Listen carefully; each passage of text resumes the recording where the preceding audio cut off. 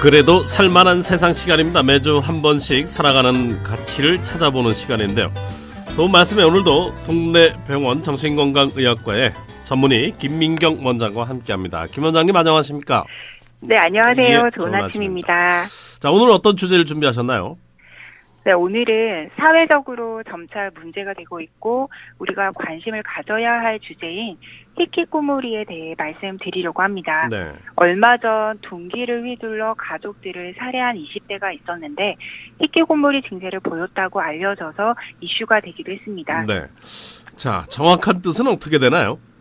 예, 우리말로는 은둔형 외톨이라고 하는데요. 네. 틀어박히다는 뜻의 일본어 히키코모루의 명사형이고 말 그대로 사회생활에 적응하지 못하고 집안에만 틀어박혀 사는 사람들을 말합니다. 예. 일본에서는 1990년 중반부터 문제가 되기 시작했고요.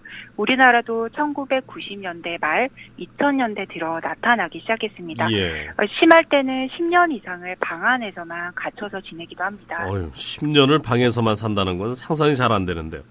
네, 히키코모리를 주제로 다룬 영화들도 있었죠. 주로 어떤 증상이었습니까? 네, 사회적으로 이슈가 되면서 기억하시는 분들도 계시겠지만 방 안에 틀어박혀 인터넷만 하며 지내는 여자와 섬의 표류한 남자의 얘기가 영화로 다루어지기도 했는데요. 예. 거기서 나오는 여주인공의 모습이 히키코모리입니다. 집안 사람들은 물론 누구와도 얘기를 하지 않고 점차 밤낮이 바뀌어 주로 낮에 자고 밤에 인터넷에 몰두합니다. 영화에서도 여주인공이 SNS에 집중하며 가상의 사진들을 자신의 모습인 것처럼 올리고 그에 대한 댓글이나 반응을 보고 만족하는 모습이 나오죠.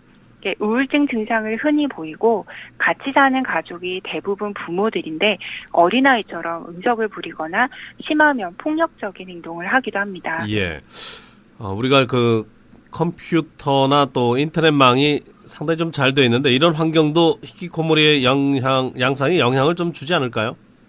네, 그럼요. 분명히 그런 부분이 있습니다. 인터넷으로 뭐든지 가능하잖아요.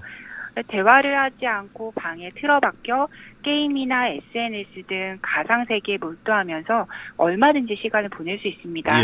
이런 분들의 특징이 오랜 기간 취업을 하지 못하는 분들이 많은데요. 막연하게 계속 공부만 하면서 점점 사회와 단절하게 되고 방 안에만 틀어박혀 지내는 건데 공부도 잘 되지 않으니까 점차 게임 중독, 인터넷 중독에 빠지게 됩니다. 이런 분들일수록 도움을 거절하고 병원이나 상담센터로 잘 오지 않으려고 하니까 더 힘든 부분이 있는데요.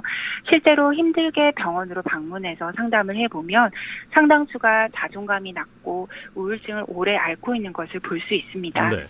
참 좀 안타까운 상황인데 그 가족이나 주위의 기대에 미치지 못해서 상당히 부담감을 느끼다가 결국은 스스로 문을 닫아버리는 그런 의미 아니겠습니까? 그렇죠. 우리 사회 분위기와도 분명히 관련이 있는데요. 어떤 지위, 학력에 대한 압박감, 대학을 졸업은 했는데 취업을 하지 못하는 거에 대한 부담, 본인이 기대하는 직장의 수준과 현실의 차이, 이런 것들이 복합적으로 영향을 줍니다. 실제로 청년들과 상담을 하다 보면 몇 살 때는 연봉이 얼마 정도 되는 직장을 다녀야 할 것 같고 몇 살에는 결혼도 해야 하고 차는 뭘 몰아야 하고 그런 기준을 가지고 있거든요. 그러지 못하는 스스로의 모습을 비하하고 주위 친구들과 비교하는 모습을 많이 보게 됩니다. 매우 안타까운데요.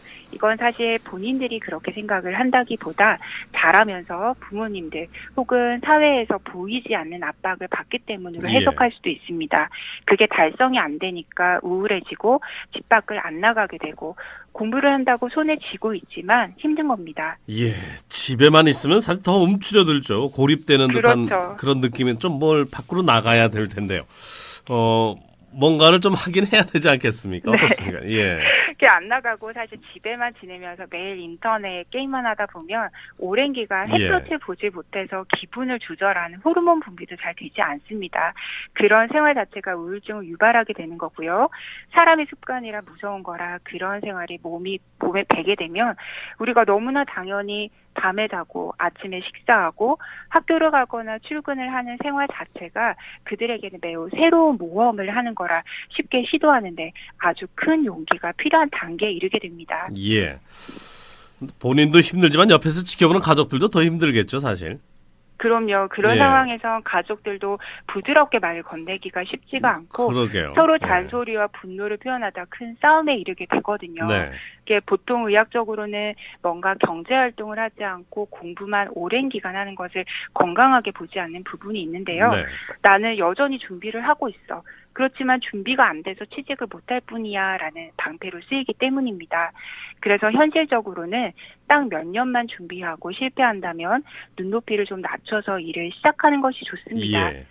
어떤 시험 공부만 3년, 5년 이렇게 하다 보면 사회 적응력이 점점 떨어지면서 정서적으로 아주 메말라지거든요.